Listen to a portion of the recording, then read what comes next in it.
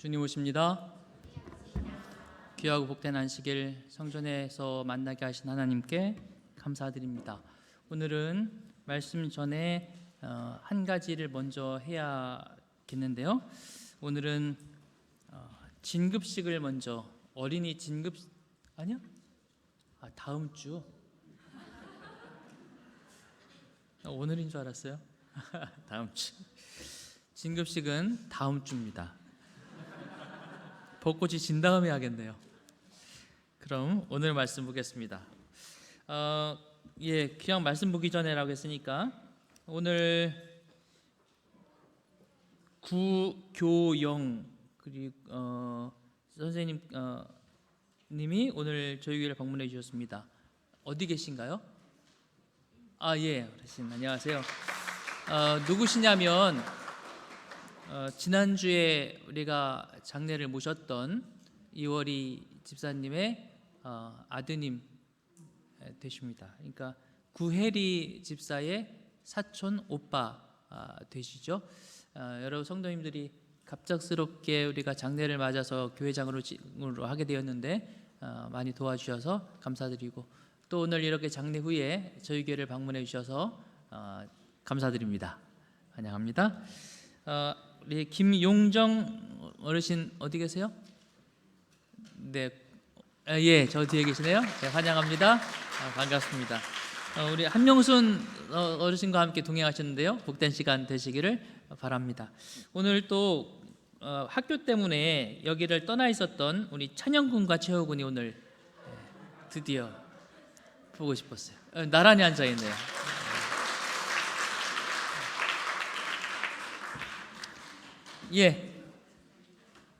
저 뒤에 모자 쓰고 있는 누구라고요? 주도환 휴가 환영합니다. 반갑습니다. 네.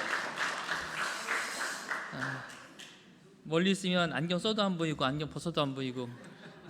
오늘 말씀은 예수님의 꾸짖음이라는 제목으로 함께 말씀을 나누겠습니다. 본문은 누가복음 4장 38절로 39절에 있는 말씀입니다. 같이 읽겠습니다.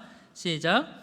예수께서 일어나 회당에서 나가사 시몬의 집에 들어가시니 시몬의 장모가 중한 열병을 앓고 있는지라 사람들이 그를 위하여 예수께 구하니 예수께서 가까이 서서 열병을 꾸짖으신데 병이 떠나고 여자가 곧 일어나 그들에게 수종드니라. 주부에 있는 제목이 원래 준비했던 설교 제목인데 준비하다 보면 마음이 자꾸 바뀌어요. 그래서 어젯밤에 제목을 바꿨습니다. 오늘 제목은 예수님의 꾸짖음이라는 제목으로 함께 말씀을 나누겠습니다. 시대의 소망 다 읽으셨죠? 네. 생각보다 대답자리 적은데요. 시대의 소망 한 주일 동안 잘 읽으셨습니까? 네. 말씀 나눔도 잘 하셨나요? 네. 퀴즈. 예수님의 고향은 어디일까요? 나사렛? 가버나움? 여기서 벌써 나와요. 이렇게 시대의 소망 읽다 보니까 가버나움으로 나왔어요. 이렇게. 시대의 소망에는 어디라고 돼 있어요? 그럼 나사렛이 맞아요? 가버나움이 맞아요?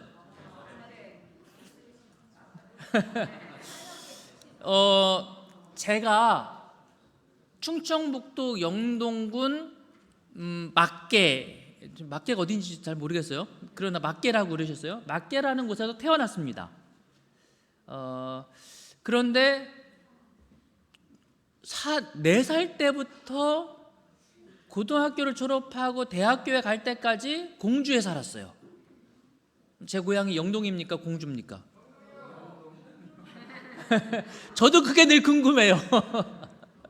분명히 제가 태어난 곳은 충청북도 영동군이고 제가 추억이 가장 많이 쌓여있고 제가 가장 오랜 시간 살았던 곳은 공주예요. 그래서 사람들이 저에게 어디서 태어났어요? 하면 공주 영동이라고 말하지만 고향이 어디예요? 라고 물어보면 저는 늘 공주라고 대답합니다. 근데 그것도 사실 제가 좀 복잡하거든요. 태어난 곳은 영동, 호적상에는 대전시, 산대는 공주.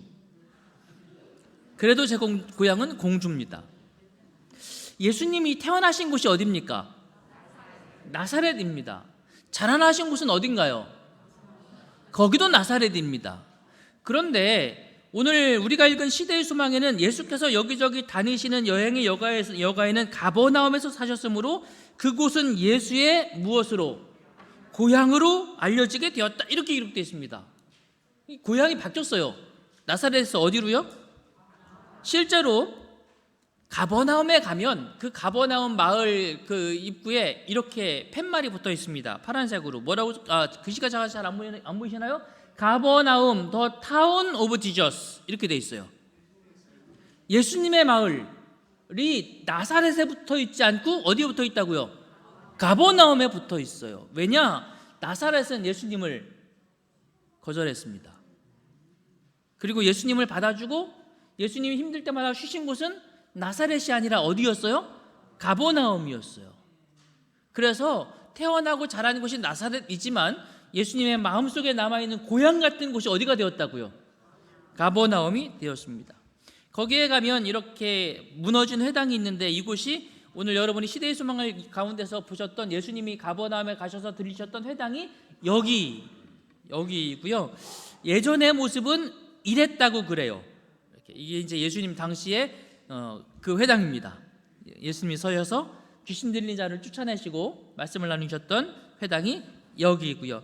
여기를 공중에서 촬영하면 이렇게 보입니다. 공중에 촬영하면 이렇게 보여요. 보이시나요? 빨간색으로 져 있는 여기가 무너진 회당, 예전에 예수님이 계셨던 회당입니다. 근데 그 앞에 이렇게 현대식으로 뭔가를 지붕을 이렇게 쳐놨어요. 그렇죠? 유리 같은 것으로 지붕을 덮어 놓았습니다. 땅 밑에 있는 뭔가를 보호하기 위하여 이렇게 시설을 해놓은 거예요. 저기가 어딜까요? 저희가 어딘가 하면 오늘 예수님께서 베드로의 장모의 병을 고쳐주었던 그 집이 있었던 자리가 저 자리라고 알려져 있습니다. 회당하고 굉장히 가깝죠? 네, 알려져 있어요. 저희가 누구의 집? 예상했던 대로 답이 두 가지가 나와요. 베드로의 집, 베드로 장모의 집. 저 누구 집이에요?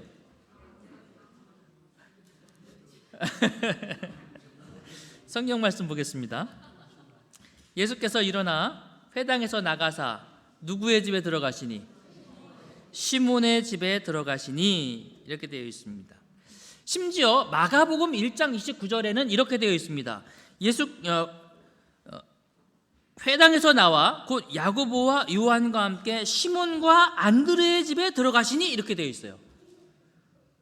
이게 누구 집이라는 얘기예요? 시몬과 안드레 형제지 않습니까? 시몬은 결혼했고 안드레는 아직 총각이에요. 그래서 형하고 같이 살아요. 여기 시몬과 안드레가 살고 있는 집인데 거기 누구도 있어요?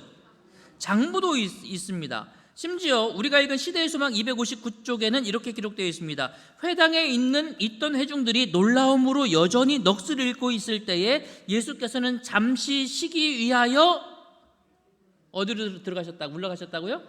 베드로의 집으로 물러가셨다, 이렇게 되어 있습니다. 여기만 기록되어 있는 것이 아니라 치료봉사 29쪽에도 이렇게 기록되어 있습니다. 가버나움의 한 어부의 집에서 베드로의 장모가 열병으로 누워 있었다, 이렇게 되어 있어요. 자, 그럼 다시, 베드로의 집이에요? 베드로 장모의 집이에요? 베드로의 집이에요. 네. 앞으로는 베드로 장모의 집이라고 하지 마세요. 베드로의 집이 맞습니다. 자, 여기가 베드로의 집이고 베드로의 장모가 누워 있다는 얘기는 우리에게 한 가지 정보를 알려주는데, 베드로는 뭐 했다? 결혼했다. 베드로의 아내 이름이 뭔지 아세요? 예, 알려드릴게요. 베드로의 아내 이름이 이겁니다. 컨콜디아. 좀 생경한 이름이죠. 컨콜디아입니다. 요셉 클레멘트의 유대인 역사 클레멘트의 기록에 의하면 이 컨콜디아가 베드로보다 먼저 순교를 했다고 그래요. 어쨌든 뭐 아내 이름은 컨콜디아입니다. 근데 이제 컨콜디아가 중요한 인물이 아니라 여기에 베드로도 살고 있고 아직 결혼 안 한 안드레도 살고 있고, 게다가 누구도 살고 있어요? 장모님까지 와서 여기 살고 계세요. 장모님까지. 장모님이 왜 여기 와 살고 계실까요? 여러분은 혹시 뭐 젊은 분들에게는, 이렇게 젊은 에게는 나중에 나이 먹고 나 혼자 살기 힘들 때 어디 가서 사실래요? 아들과 며느리 집에 사는 게 더 좋습니까? 딸과 사위 집에 사는 게 좋습니까? 둘 다 아니야. 혼자 사는 게 좋습니까? 예. 어디? 신랑이랑. 신랑이 있으면 신랑이랑 살아요. 근데 지금 이분은, 이 장모님은 혼자 와서 이곳에 있는 거 보니까 남편하고 뭐 한 것 같아요? 사별을 했어요. 사실 여자분들 사실 솔직히 둘 중에 하나 고르라면 딸 집하고 아들 집하고 어디가 편해요? 질문이 잘못됐어요. 딸 집하고 며느리 집하고 어디가 편해요? 이렇게 물어봐야 하는 거. 딸 집이 더 편하신가요? 하지만 전통적으로는 어머니가 혼자 되시면 아들 집에 사는 게 일반적입니까? 딸 집에 사는 게 일반적입니까? 특별히 이 시대에, 이 성경 시대에는 당연히 누구 집에? 아들 집에 사는 게 일반적인데, 남편은 하고는 사별하는 것 같고, 딸 집이 아니고 아들 집이 아니고 사위 집에 와 있는 걸로 봐서는 누구도 없어요. 아들도 없는 것 같아요. 그래서 이 여인은 아들도 없고 남편도 없는 그야말로 과부의 혼자예요. 어쩔 수 없이 누구 집으로 갔어요? 딸 집으로 갔어요. 이게 그 당시 문화에서는 그렇게 흔한 일은 아닙니다. 게다가 몸도 아파요. 한마디로 참 치근한 형편에 처해 있는 한 여인이 그녀라는 생각이 듭니다. 지금으로야 이게 그 당시 상황을 말하는 거예요. 지금으로야 딸 집에 가 있는 것이 조금도 문제되지 않아요. 오히려 훨씬 편하죠, 그죠? 조금도 문제되지 않아요. 어쨌든 이 여인은 이런 형편에서 참으로 처량한 형편 가운데 있었고, 게다가 몸까지 아픈 상황에 있었습니다. 이게 이제 장모의 상황이고요. 그날 예수님은 안식일이어서 성전에 올라가셨고, 성전에서 참 힘든 시간들을 보내셨습니다. 많은 사람들이 모였고 말씀을 나누었지만, 그 가운데는 예수님을 책잡고 시기하는 사람들도 많이 모여 있어서 그들과 피곤한 언쟁도 하셔야 됐고요. 그 다음에 귀신 들린 사람을 고쳐주는 일도 하셨습니다. 그리고 나서 주님께서 성전에서 나오셨어요. 그리고 누구 집으로 가셨다고요? 시몬의 집으로, 베드로의 집으로 가십니다. 왜 가셨다고요? 잠시 쉬기 위해서 예수님께서 그곳에 가십니다. 아마 제가 잘은 모르지만 베드로의 그 성격 급하고 단순한 그 성격으로 봤을 때 상황이 이러지 않았을까 싶어요. 성전에서 막 사람들 모여 있고 이제 예배도 끝나고 상황이 어느 정도 마무리된 다음에 예수님께서 좀 쉬러 가야 되겠다. 그러자 성전하고 가장 가까운 곳에 누구 집이 있어요? 베드로 집이 있어요. 이게 베드로가 툭 한마디 했을 겁니다. 뭐라고요? 우리 집 가시죠? 남자들은 아주 쉽게 대답해요, 그죠? 우리 집 가지 뭐. 누가 문제예요? 여자들은 이게 그렇지 않거든요. 남자들은 흔히 여보, 내 친구 데리고 가는데 그냥 밥이나 좀 하고 찌개나 하나만 끓여, 이러면 끝나잖아요. 근데 여자들은 그렇지 않아요. 그런데 게다가 장모님은 또 뭐해 있다고요? 아파 누워 있어요. 눈치 빠른 예수님이라면 가셔야 돼요, 안 가셔야 돼요? 베드로야, 이건 아닌 것 같다, 다음에 가자 이러실 텐데, 예수님도 눈치 없이 그냥 그래 가자 이러시는 것처럼 보인단 말이죠. 예수님도 가셨어요. 아니나 달라요. 들어갔더니 거기 장모가 열병으로 앓아 누워 있습니다. 여러분이 그 장모님이라면 어떠셨을 것 같아요? 어땠을 것 같아요? 여자분들 좀 불평했을까요? 몸도 아픈데 말이지. 베드로하고 예수님 둘이 온 것도 아니에요, 그죠? 제자들 다 데리고 왔을 거예요. 어쩌면 저 같았으면 좀 불평도 하고 원망도 하고 짜증도 냈을 수도 있어요. 그런데 그녀는 그러지 않았던 것 같습니다. 그녀는 어땠을까? 그가 낳자마자 제일 먼저 한 일이 뭐라고 되어 있는가 하면 병이 떠나고 여자가 곧 일어나 그들에게 수종드니라 이렇게 되어 있어요. 그러니까 그 여인은 아마 그 당시 여인들이 그러지 않았을까 싶어요. 내 몸이 아파도 손님이 내 집에 오면 당연히 일어나서 뭐 해야 돼요? 도와드려야 된다고 하는 마음의 부담감이 있었겠죠. 그런데 이 여인이 그 일을 할 수 있어요, 없어요? 못해요. 분명한 것은 그녀는 예수님을 도와드리고 싶었을 거예요. 그런데 못하는 것입니다. 왜 못하죠? 왜 못해요? 아파서 못하는 것입니다. 시몬의 장모가 중한 열병을 앓고 있는지라 그렇게 성경은 기록되어 있습니다. 하고 싶지만 하지 못하는 상황이 바로 이 여인의 상황입니다. 예. 아주 심한 고열이, 여기 중한 열병이라고 되어 있는 내용 의미는 그런 것입니다. 아주 심한 고열이 그녀의 몸을 뜨겁게 태우고 있었습니다. 아마 열이 꽤 많이 올라갔겠죠. 열이 많이 올라가면 정신도 혼미해지고 신음하면서 끙끙 앓고 있는 상황이 그 상황이었어요. 그런 상황에 있다 보니 그녀의 마음은 예수님을 위하여 무언가를 해드리고 싶었습니다. 음식도 챙겨드리고 싶었고 그분의 옷도 받아서 잘 걷어드리고 싶었을 것입니다. 하지만 그렇게 하지 못하는 거죠. 아무것도 할 수 없었어요. 때때로 우리도 하나님의 사업을 위해서 뭔가를 하고 싶은 마음이 있지만 그렇게 하지 못하는 상황을 경험할 때가 있으십니까? 이것 좀 합시다. 그래서 막 성도들은 막 하려고 하는데 나는 그걸 살 수 있는 상황이 안 돼요.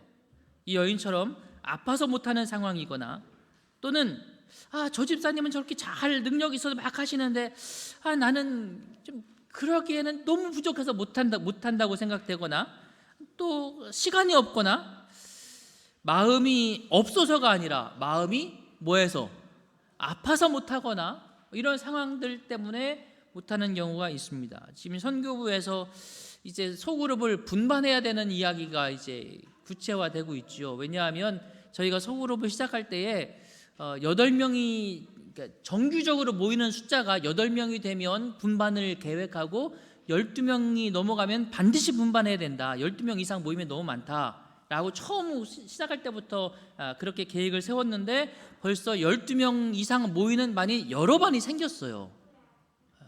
거기까지 성장하도록 헌신하신 여러분께 감사드리고 은혜 주신 하나님께 감사드립니다.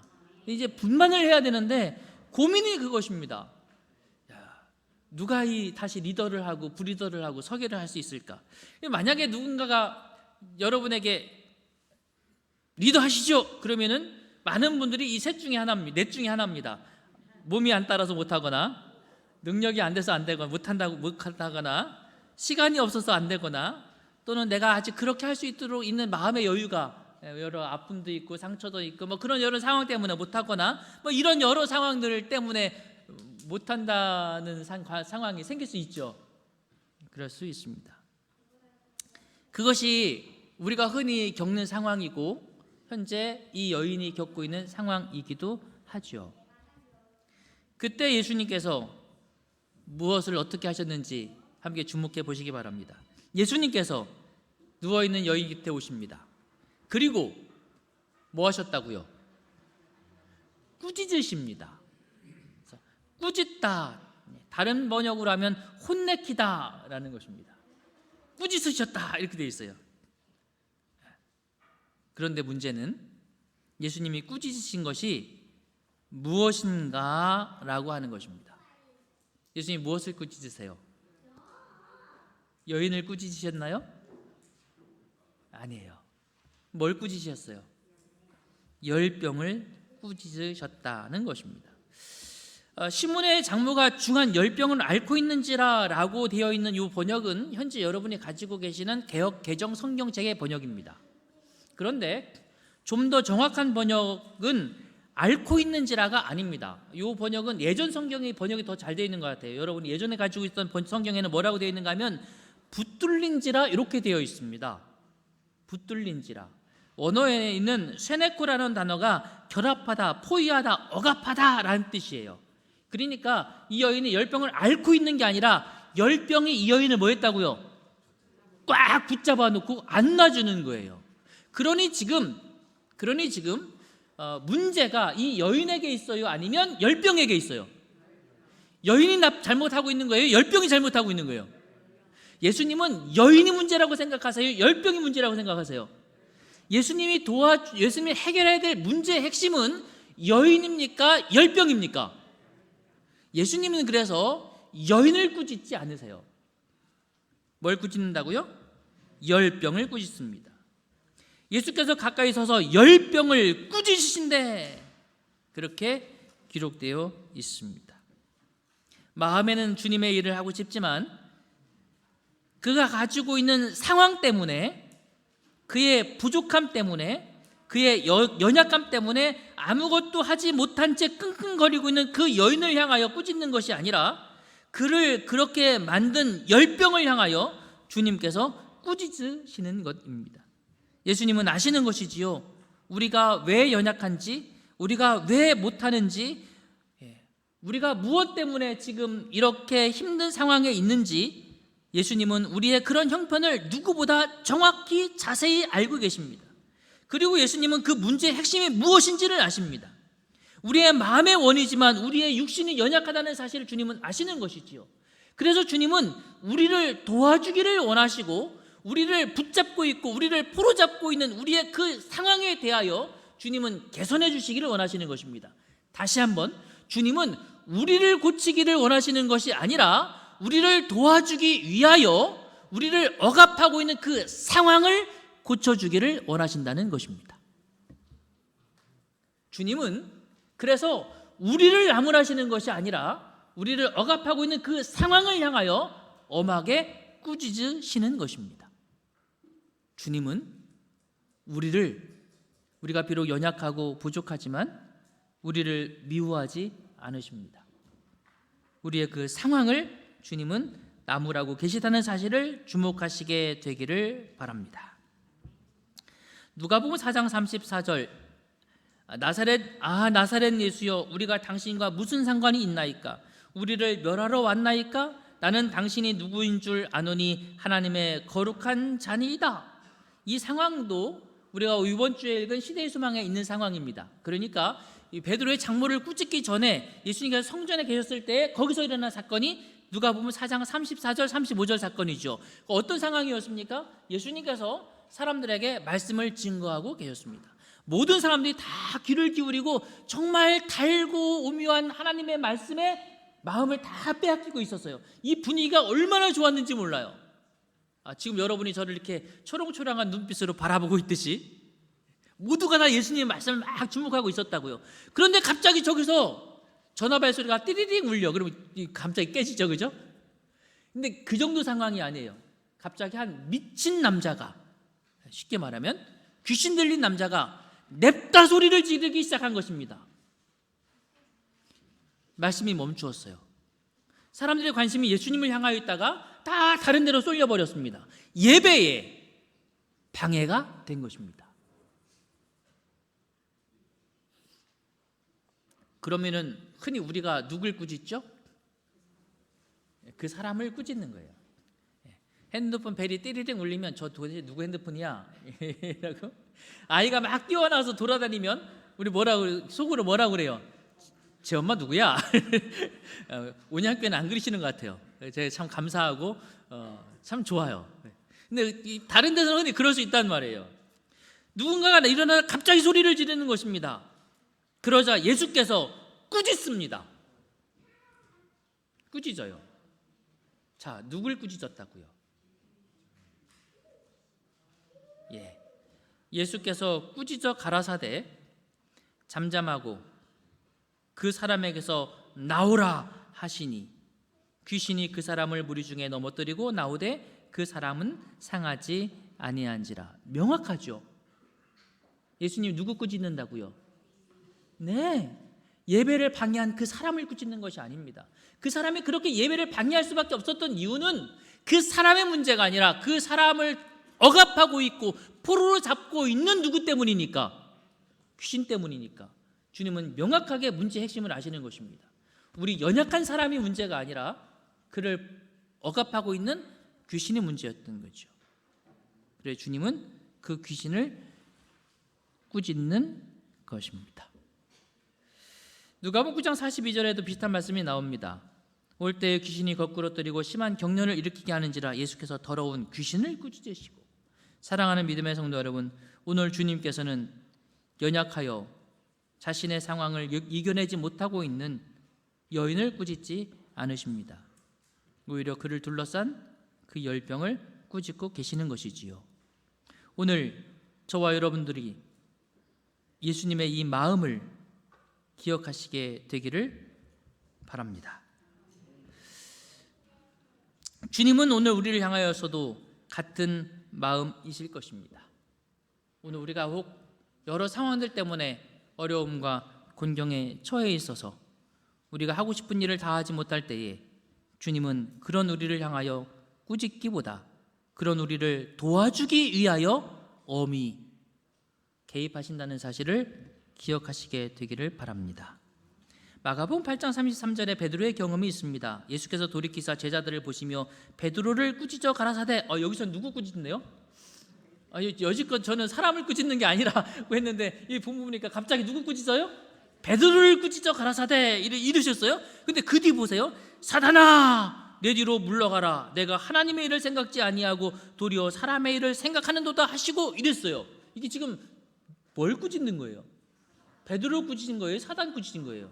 정확하게 말하면 베드로의 마음속에서 의심과 불신과 연약함을 만들어내고 있는 그를 주장하고 있는 건 누구라는 거예요? 사단이라는 거예요.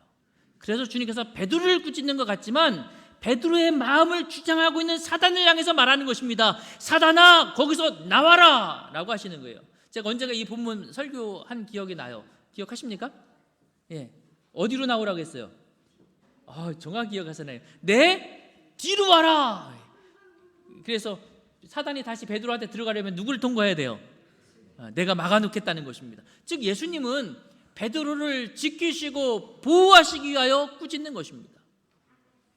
베드로를 살리시기 위하여 꾸짖는 것입니다. 베드로를 돕기 위하여 꾸짖는 거죠. 주님의 꾸짖으심은 우리를 심판하시고 멸망시키기 위해서가 아니라 간절히 오늘 여러분을 돕기 위하여 꾸짖는 것입니다.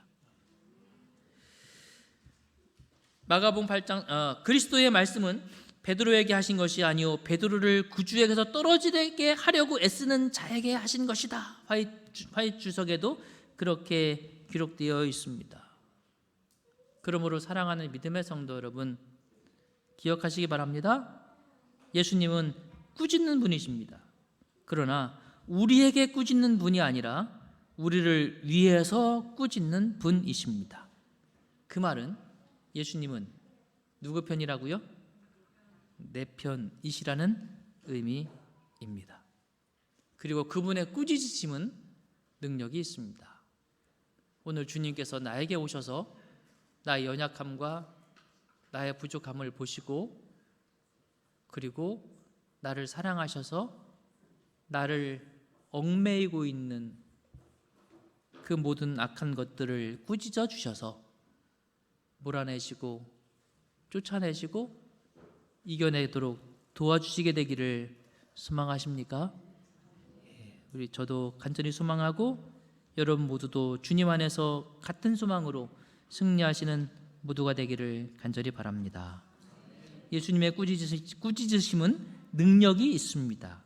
예수께서 가까이 서서 열병을 꾸짖으신데 병이 떠나고 마태복음 8장 16절 예수께서 이르시되 어찌하여 무서워하느냐 믿음이 적은 자들아 하시고 곧 일어나서 바람과 바다를 꾸짖으신데 아주 잔잔하게 되거늘. 마태복음 17장 18절 이에 예수께서 꾸짖으시니 귀신이 나가고 아이가 그때부터 나으니라. 예수님의 꾸짖으심은 능력이 있습니까? 능력이 있습니다. 그러므로 우리의 연약함과 부족함을 가지고 아이고 나는 부끄럽고 창피해서 하나님 앞에 나아가지 못하겠어가 아니라 하나님, 저는 이것에 매여 있습니다. 이런 상황이, 이런 악습이, 이런 마음이 나를 붙잡고 있습니다. 그 힘이 강해서 내가 그것을 이기기에 너무나 연약합니다. 주님, 저에게 오셔서 저를 도우시고 꾸짖어 주십시오라고 기도하는 심령이 오늘 우리 모두의 심령이 되어지게 되기를 간절히 바랍니다. 그리고 우리가 성도들을 대하고 사람들을 대할 때도 그런 심령이 되어지게 되기를 간절히 바랍니다. 원래 주부에 올라와 있는 제목이 뭐였다고요? 무리들이 모여들다. 여기서 온 말씀이에요. 같이 읽어보겠습니다. 시작. 무리들이 예수님의 계신 곳으로 모여들었다. 안식일에는 다수의 사람들이 들어갈 수가 없어서 되돌아갔을 정도로 사람들이 회당에 모였다. 여러분, 온양교회가 이렇게 되면 참 좋겠습니다. 안식일이면 사람들이 막 모여들고 너무나 사람들이 많이 모여서 이 공간이 감당할 수 없는 교회가 되면 감사하겠습니까? 예. 코로나가 한창 진행될 때 제가 왔고 그때에 우리가 예배를 드릴 수 있는 숫자가 한정돼 1부, 2부, 3부로 드렸지만 100명에서 120명 사이가 예배를 드렸어요. 현재 평균적으로 몇 분 정도가 모이시는가 하면 150에서 160 사이, 150 몇 명 이렇게 가끔 150 이하로 떨어져서 140 이렇게 140 몇일 때가 가끔 있습니다만은 평균적으로 150에서 160 사이가 모이고 계세요. 소그룹에서 여러분이 많이 잘 챙겨주시고 기도해 주시고 사역해 주셔서 그런 아름다운 모임들이 주님께 드려진다고 생각을 하고 감사를 드리고 하나님의 은혜에 감사드립니다. 이 교회가 정말 그렇게 가득 차려면 찬 이유가 뭘까? 예수님이 오셨을 때 그렇게 가득 찬 이유가 뭘까를 시대의 소망은 이렇게 기록합니다. 그분의 용모의 아름다움, 그분의 품성의 자애로움, 그 중에서도 표정과 음성 속에 표현된 사랑이 불신으로 마음이 무뎌지지 않은 모든 사람들을 당신에게로 이끌었다. 모든 외모와 말 가운데 비친 친절하고 동정 깊은 정신이 아니었다면 예수께서는 큰 회중의 관심을 끌지 못하셨을 것이다. 예수님이 그 귀신 들려서 막 소리 지르는 사람한테 그 사람을 나무라는 분이었다면 사람들이 모였을 거라고요, 안 모였을 거라고요? 그런 예수님이 인기 없었을 거라고요. 그렇죠? 장모한테 가서 내가 왔는데 누워만 있어 빨리 일어나 이러는 예수님이었다면 사람들이 모였을 거라고 안 모였을 거라고요? 안 모였을 거라고요. 주님은 사람들을 사랑하고 동정하는 깊은 그런 마음이 있으셨기 때문이었다고 말하고 있습니다. 오늘 저와 여러분도 그런 주님의 은혜 가운데 살아가시게 되기를 간절히 바랍니다. 그리고 우리도 사람들을 대할 때 그런 정신으로 대할 수 있게 되기를 간절히 바랍니다. 이곳에 그런 주님이 계시고 이곳에 그런 성도들이 있어서 사람들로 가득 찬 아름다운 변화가 있기를 간절히 바랍니다. 여러분, 그런 삶을 사시기를 원하십니까? 오늘 하나님께서 내게 하신 말씀은 무엇일까요? 나는 어떻게 하나님께 대답할까요? 지금 이제 시간이 다 되어서 제가 대신할게요. 제가 대신하는 게 아니라 여러분 앞으로 이 부분을 제가 잠깐 말씀드리면 1분 말씀하시잖아요. 1분 하실 때 지난주에 어떻게 지내셨어요? 이거 하시면 시간이 넘어가요. 그냥 간단하게 오늘 말씀을 듣고 내가 사람들에게 또는 아무개에게 친절하게 이번 주에 다가가서 이야기를 좀 건네야 되겠다라고 마음에 결심했습니다. 이렇게 말하는데 30초면 되죠, 그죠? 그렇게만 해주시면 됩니다. 여러분 스스로에게 오늘 주님께서 나에게 주신 말씀은 무엇일까요? 스스로에게 오늘은 말씀하시고 말씀을 마치겠습니다.